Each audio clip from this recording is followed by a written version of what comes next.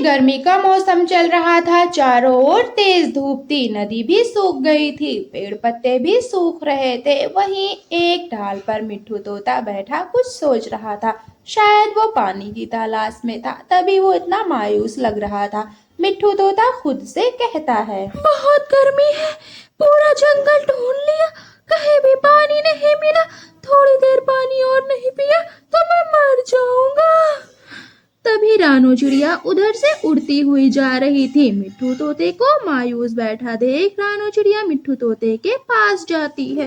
चिड़िया, तुम कहाँ थी? क्या तुम्हें पानी मिला?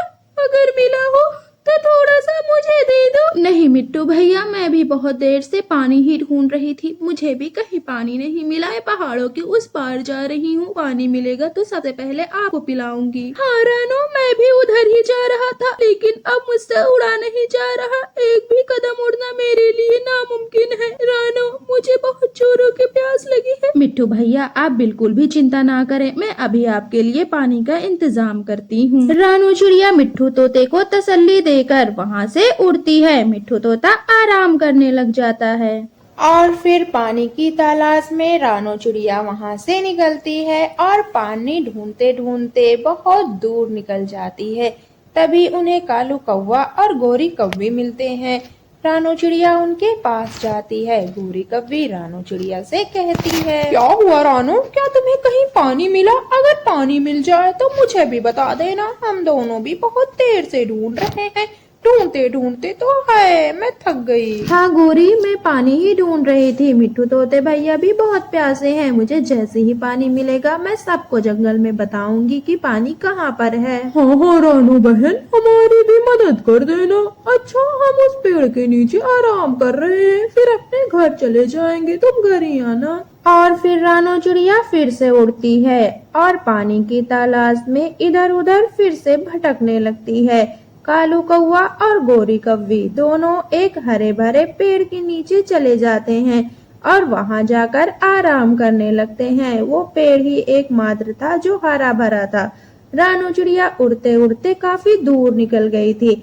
उसे एक छोटा सा गड्ढा दिखाई देता है जिसमें थोड़ा बहुत पानी था। रानू चिड़िया उस पानी के पास जाती है। पानी को देखकर रानू चिड़िया के अंदर जान आ जाती है। वो तेजी से गड्ढे की ओर दौड़ती है और पानी के पास जाकर बैठ जाती है। मुझे जल्दी से पानी ले जाना होगा, तभी मिट्ठू तोते भैया की प्यास बुझेगी, नहीं तो मिट्ठू तोते भैया का पता नहीं क्या हाल होगा। मुझे जल्दी करनी होगी। रानू चिड़िया ऐसा कहकर गड्ढे में अपनी चोंच डालती है। थोड़ा पानी वो पीती है और चोंच भर के पानी मिट्ठू तोते के लिए इकट्ठा करती है और बहुत ही स्पीड के साथ वो मिट्ठू तोते के पास वापस जाती है। रानू चिड़िया बहुत तेजी से उड़ रही थी, मानो कि वो बहुत खुश हो। जल्दी जल्दी उड़ते हुए रानू चिड़िया मिट्ठू तोते के पास जाती है। मिट्ठू तोता तो बेहोश पड़ा था। रानू चिड़िया मिट्ठू तोते को देखकर उसके पास जाती है और उसके टोट में पानी डालने लगती है। मिट्ठू तोता उड़ जाता है और पानी पीने लगता है। जैसे ही मिट्ठू तोता पानी पीता है, उसकी जान में जान आती है। बहुत बहुत शुक्रिया रानो बहन, बहुत अच्छे समय पर आई हैं आप। मिट्ठू भैया, गोरी कौवी और कालू भैया भी बहुत जोर से प्यासे हैं। मैं उन्हें बता के आती हूँ ताकि वो जाकर पानी पी सके और अपनी प्यास बुझा सके। मैं चलती हूँ मिट्टू भैया, शाम को सभी पक्षी चलेंगे वहां से पानी भरने। अभी तो मैं कुछ लेकर नहीं गई थी पानी भरने के लिए। ऐसा कहकर रानू चिड़िया सीधे गोरी कौवी कालू कौवा के घर जाती है। गोरी बहन, मुझे एक गड्ढा पहाड़ों के उस पार दिखा था, हम वहीं से चलकर शाम को पानी भरने चलेंगे सभी पक्षी मिलकर। तो क्या रानू, तुम मेरे लिए पानी लेकर नहीं आई? मुझे तो लगा था कि तुम मेरे लिए पानी लेकर आओगी। तुमने बहुत गलत किया है मेरे साथ, मैं तुम्हें छोड़ूंगी नहीं। मैं कोई भी सामान लेकर नहीं गई थी जिसमें मैं पानी ला सकूं। मैं अपनी चोंच में बस पानी लाई थी, मिट्ठू तोते भैया को पिलाया।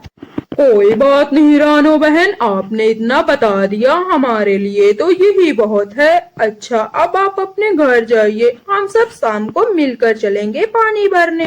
कालू जी, आपने उस छोटी चिड़िया को जाने क्यों दिया? मैं तो उसे बहुत मारने वाली थी। उसकी इतनी हिम्मत कि मुझे पानी लेकर ना आए। गोरी कौवी को वो जानती नहीं क्या हमें? हम कितने खतरनाक पक्षी हैं, ऐसा कैसे कर सकती है? मारना तो बहुत छोटी बात है गौरी, मैं उसे ऐसा बदला लूंगा कि वो देखती रह जाएगी। उससे क्या, पूरे जंगल वासियों से तुम मुझे शायद ठीक से जानती नहीं हो। कालू कौवा यूं किसी को नहीं छोड़ता। अब देखो कैसे मरती है वो प्यास से, और उसके वो प्यारे पक्षी।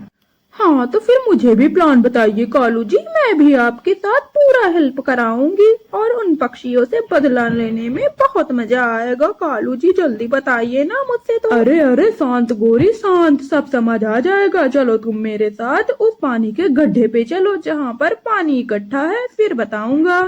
लेकिन कालू जी वहाँ तो हम शाम को जाने वाले थे ना, वो भी सभी पक्षियों के साथ, तो अभी क्यों वहाँ चलना? शाम को चलेंगे ना ठंडे के मौसम में, अभी तो बहुत गर्मी हो रही है। चलो गोरी तुम बहुत सवाल करती हो, वहाँ चलो फिर बताता हूँ मैं तुम्हें। और फिर गोरी और कालू दोनों तेजी से उड़ते हुए पूरा पहाड़ पार करते हुए उसी गड्ढे के पास जाने लगते हैं। और थोड़ी ही देर के बाद वो उस गड्ढे पर पहुंच जाते हैं। वहां पहुंचकर गोरी और कालू एक अच्छी जगह पर बैठ जाते हैं। गोरी कहती है, कालू जी क्यों सता रहे हैं, साफ साफ बता दीजिए ना क्या बात है। मैं तो परेशान हो गई हूँ, सोच सोच के पूरी रास्ता सोचते हुए आई। गोरी तुम्हें अभी भी समझ में नहीं आया कि मैं क्या करने वाला हूँ? अब ये गड्ढा हमारा हुआ, इस पे हमने कब्जा कर लिया। शाम को जब सभी पक्षी आएंगे तो हम उनसे कहेंगे कि ये गड्ढा तो हमारा है, उनका नहीं। वो कहीं से और जाके पानी ढूंढे और पिए।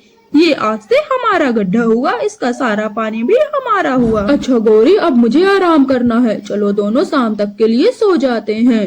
ऐसा कहकर कालू और गोरी दोनों एक पत्थर पर लेट जाते हैं और सोने लगते हैं। थोड़ी ही देर के बाद शाम होने लगती है।